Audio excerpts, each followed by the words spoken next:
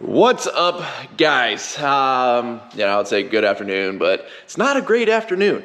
We're gonna start with something a little positive in this video, and that is the Bronco is slowly starting to go back together here. See, Dedek's been working on this. We've got our new spindles from Ford. I don't know where the box is, but we have a Baja Kits box around here somewhere. So to give you guys an update on the Bronco, from day one, we've been in contact with Baja Kits about everything about this Bronco, right? When the frame snapped in the back, I've got really good contacts over at Baja Kits, and they're extremely responsive anytime anything happens with this Bronco. So of course, having the kind of issue we had on the front end with the uniball just completely blowing out, which then made the steering knuckle dig into the lower control arm. First thing we did was we reached out to Baja Kits to see if this is an issue that has happened or like what can we do about this. So first things first, we got all of the wear parts. It needs to get completely rebuilt, right? So I went ahead and ordered all of those through them on my dime. They're all wear parts, right? Like that makes sense. But for the lower control arm issue, Baja Kits, in their good graces, they are taking care of the lower control arm for me. So for everybody that's like, oh my God, blah, blah, blah, Baja Kits, man, Baja Kits is definitely stepping up here when they probably don't have to. It's been on this vehicle for 40,000 miles. It's a uniball thing. Like it's not necessarily like their fault thing, right? But they're being generous enough to take care of it. Yeah, they're taking care of it, and in a pretty quick manner here. So I gotta give a huge thank you to Baja Kits for that. I mean, again, other than like the squeaking issue, which clearly was caused by a uniball that had blown out, I love the Bronco. The last issue was Ford's problem. That the frame broke, which again is a known issue through Ford. That's why they fixed that the next year. But Bronco's going back together. Dedek has done a fantastic job. I mean, it's a little dark in here. You guys can't probably see it, but this thing is like the cleanest it's been probably since we took it to SEMA. So go get some light. Yeah. Show off your work, buddy. You know, I was like, what's the point of putting it back together all nasty and crusty and dusty and musty when like I can spend the day and just clean it all up? So I did. Looks good, buddy. Looks good. All right, so that's the good news of this video. Now, someone jinxed it. I saw it in the comments the last video. You saw that too? Yeah. I was thinking the same thing. All right, y'all. So I've been at this shop for a long time. Everything's been fantastic, right? Who's outside right now? Who's outside right now? Never had any issues. You know, we've had alarms go off here. We're friends with the local PD, so like they come by the area all the time. They keep an eye on our stuff. They keep an eye on our shop. We've never had any issues until now. We have just had an issue. And a pretty big one. I was gonna go outside, but I'll take you guys outside in a second. So as you guys know, we have a few projects going on here, most of which are ours, and one or two of which that aren't. And unfortunately, something has happened to one of them that is not ours. And that is this Jeep right here. Now you may notice something is missing, and I mean, aside from suspension components, it's probably the most expensive thing on the Jeep. And that is the super expensive, which way am I pointing? That way. KC light bar that Dedek so beautifully installed on this thing and is currently not on this Jeep. Now, what's crazy is the Jeep lives in the shop. Anything of value really lives, like everything lives in the shop. We only got so much room in here. So every once in a while we pull some vehicles out so we can do some work in here. They go back in before dark, really. Care about our stuff, and we don't want anything happening to any of our stuff. And unfortunately, we'll get into the details here in a minute, but something has finally happened. I mean, I've been here for probably, what, 8 years now, it feels like? 7? Something like that. 6, 7, 8 years, whatever. I've been here for a long time, and we have never had an issue. I mean, there's local crackheads that cruise by all the time, and I feel like they like us. And I feel like they keep an eye on our stuff. Yeah. It wasn't a crackhead who took it. Yeah. So the other day, this Jeep had to get pulled out, so. I wasn't even here. Yeah. I wasn't even here. So Sergio actually pulled it out. He had to access some stuff over here. And we have very specific ways in that which we do things. And one of which is when we pull a vehicle out to the front of the shop, we back it in. And it's perfectly in camera view. And again, we've been here for many years and we've never had an issue. Well, Sergio, I mean, we probably have never told him, but no, we didn't. He just pulled the Jeep out, pulled it up front, and how long before? Actually, it's funny enough, like Sergio even cares. Like I genuinely know Sergio didn't mean to, because I even watched the video. Sergio parked the Jeep, locked the door, walked halfway to the front of the shop, went back to check the other door, made sure it was locked, started walking away, looked at the Jeep, noticed it was kind of parked a little crooked, even went back, started it up, straightened it out, like, to make sure it was evenly in the space, like, you know, it's just shitty. It's just, yeah. Nobody did anything wrong on our part. I mean, so, did we, how long was it from when the Jeep got pulled out to when it happened? It was a good bit of time. I mean, I think Sergio pulled it out sometime earlier in the morning around 9 o'clock, and then it happened around like 2. Well, all right, so let's take you guys out front here to the front of the shop. Sergio pulls the Jeep out, and you know, I mean, it's a pretty busy business park that we're in. I mean, and you'll see the front of the shop here in a second. It's just full of windows, and everybody's offices are upstairs. Everybody's view is out that away. So the Jeep was parked here or here, one of these parking spots, facing in this way. And then we'll cut to a video in a second. We have all the video footage. I guess I gotta pick my words wisely because YouTube's not going to allow what I really think of the people. Pull up in a car here, quickly get out, come over to the Jeep, already has the ratchet in his hand, starts loosening one side of the light bar, goes over to the other side, starts loosening that side, yanks the bar out, rips the wire harness out, and runs back to his car, throws it inside, and takes off. Now, this is 2 p.m. in the afternoon.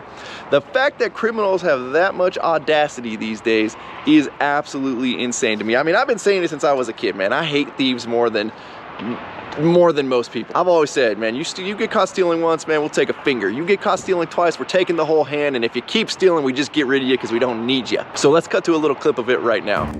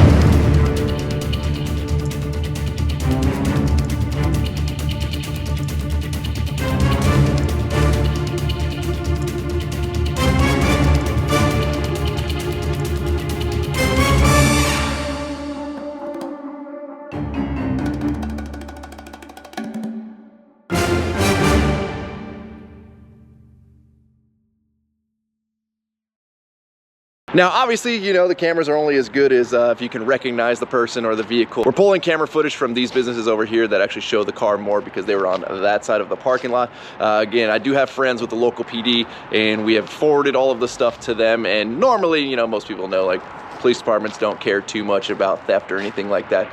But because it's us, they're gonna do a little extra digging here. We're going straight to armed security. I don't care. Shoot on sight. Yep, never happened again. I promise you that. Now, it is funny that in the last video or a couple videos ago we posted, somebody commented, "Oh, it's crazy. You just leave those vehicles out there like that," which again, we don't. Like that Jeep and all those, they end up back inside every single night. We don't leave vehicles aside from that turd that is getting out of here now. Which is, so it's real suspicious because nobody has ever made that comment. And then that comment was actually, that video would have been Thursday? Yeah. All right, that comment was the last video before this happened. So that's awfully suspicious there. Now, your boy here is a pretty good detective. This guy has a police officer's haircut. So I think between the two of us. You take shit so personally too, and that is why you're such a good detective. You'll make this like your life's mission for the next month. Which, yeah, let me tell you guys a quick little story. So one day, the company that Chris works for, they have a 6.0, and their 6.0 got stolen from in front of their shop. Not that far from here. Police ended up finding the 6.0 like a week later, and had a bunch of trash in the back.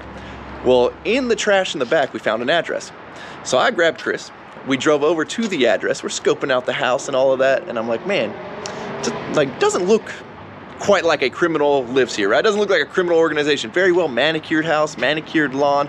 And before this all happened, Chris said that one guy had come by their shop while they were there and was asking questions, kind of about the truck, kind of about some other stuff. Oh, you guys got any work going on? But he was casing the shop, is what it looked like. Well, they had video footage of that guy. So we had that in our back pocket. So we're looking at the house, and there was an alley behind the house. And I'm like, all right, I'm gonna go drive through this alley a little bit. I mean, the front looks pretty good, but maybe there's something going on in the back. Well, as we're driving through the alley, I see a guy, and I'm like, man, that odd pattern camouflage hat that I've never seen before looks awfully familiar. Turns out, we pull up a picture of the guy that cased Chris's shop wearing the exact same hat. Oh, it's the same guy who's now walking down the alley. We have this. I'm following the guy. I call Chris's boss, and I'm like, hey, we got him. And they're like, I'm in pursuit. Yeah, no, I don't, we got the truck back. I don't think we really care. And the reason I tell you this story is because of people like that not prosecuting criminals is why these, I don't know the word for them, Dedick. Oh, sorry, no. I don't know what word we can use that's YouTube safe because I hate thieves more than absolutely anything. This ain't even my issue. Like, this is not my project. This is not like a whatever, but I take thieving personally. And because Chris's boss didn't prosecute or want to do anything beyond he got his truck back and he was happy, this guy gets to walk and just do it again and do it again. We're working on it actively. If you guys are watching the video and if any of you recognize anything, or if you're watching this video and it was you, we're gonna find you. We got quite the group of law enforcement professionals. We've got a good list of people behind us that are gonna do some digging on this for us. We've got a pretty good shot of you. He also doesn't realize he passed like 6 other businesses on the way in that have cameras all pointing out, so it wasn't very smart of you. Yeah. We know exactly the area you came from. We know when you turned, like it wasn't very smart of you. And because it's me, Get him. it's him. So like this, there's a tweaker cruising by on a scooter right now. They give us no problems. Probably would have stopped the guy. Yeah, when we find you, because we will find you. That guy was on house arrest. You think he was on house He arrest? can monitor. We're gonna press charges because we always do. Yeah. That's not good enough. Fingers. We're going to like Muslim, like the Muslim route or whatever it is. Whoever it is, we're taking a hand, an arm, a leg, whatever, you know. It's funny, I was just talking about how we should go back to doing that.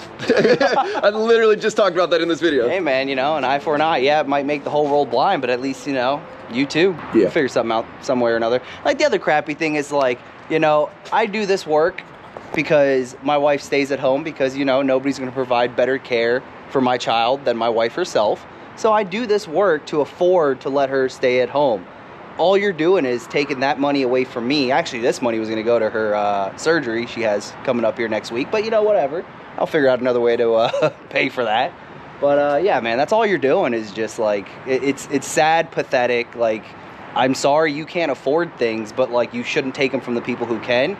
One, I can't even afford that light bar. That wasn't my light bar, but you stole it from me because guess what? I have to cover that. It's not the customer's responsibility now. It is mine. And it was the day I wasn't even here. Like, you know, it's super shitty situation. Like, the whole thing sucks. But, like, at the end of the day, like, it's my responsibility. I'm going to cover it. That is not the customer's responsibility. And you basically won. Actually, that light bar cost more than what I was going to make off labor on that vehicle. So, you took money out of my pocket. So, yeah, sorry. Gotta watch my language. Profanity. Yeah, man, that's scummy, low life. Like, if you can't, like, live within your means, and if you can't afford something, you don't go and steal it. Like, just It's crazy. Is I remember many years ago when rigid light bars first came out, everybody's like, oh, you know, like, people were stealing them. But I haven't heard of theft of stuff like that in a very, very long time. Let alone, I've never met anybody that happened to. And unfortunately, the most expensive light bar that we've probably had in this shop ended up, you know, going to some rundown apartment with some crackheads. Yep. I don't even know if they're sitting crackheads. in some loser's room and he just flicks it on and off, like, with nothing else to do with his life. Like, that was like the most exciting thing that's happened to him in the past 5 years. I hate thieves more than you guys could even imagine. I hate thieves. Yep. There's also a reward. We haven't even talked about this, but I'll pay handsomely. And it's not even my problem, but I'll pay handsomely because I hate thieves. Yeah, if you recognize this guy, let us know. Let us know. We'll find him regardless, but if you can help us expedite that process, we'll make it worth it. Ain't no shame in snitching when you're stealing from the little man. That's right. He's like 5'4". You look really short in this. 5'10", all right? That's... I'm 6'7" then. All right, guys. Well, that's that. Wish I had better news. That was not a good phone call I got from Dedic today. Was definitely not expecting that. And again, like, we try to take care of everything. You try to not let these things happen. There's reasons we got cameras. There's reasons we don't leave stuff out that we care about. And well, all it takes is a 2-second lapse, and I mean, and again, nobody did anything wrong. Yeah, it was you should be able to park your freaking vehicle in a parking lot in the broad daylight in a busy commercial area, and nothing happened to it. But the only vehicle that honestly, like, I wouldn't even say lives out here, but is always out here is my personal K20.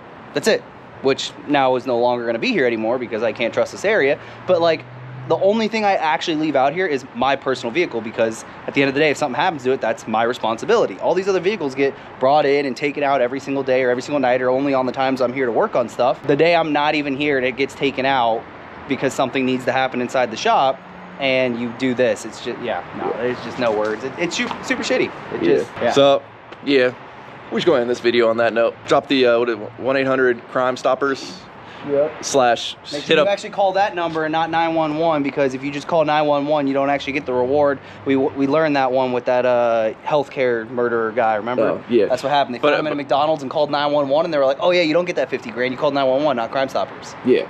Actually, just DM us. Damn.